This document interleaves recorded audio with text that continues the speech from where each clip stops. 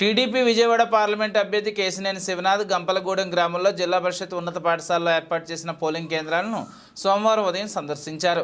Polling కేంద్రాల్లో జరుగుతున్న ఎన్నికల సర్వే పరిశీలించారు. అధికారులతో మాట్లాడి ఓటింగ్ పర్సెంటేజ్ వివరాలు అడిగి కనుక్కున్నారు. ఓటర్లకు ఎలాంటి ఇబ్బందులు కలగకుండా చూడాలని, ఎన్నికలు నిష్పక్షపాతంగా పెంచాలని ఎన్నికల అధికారులను కోరారు.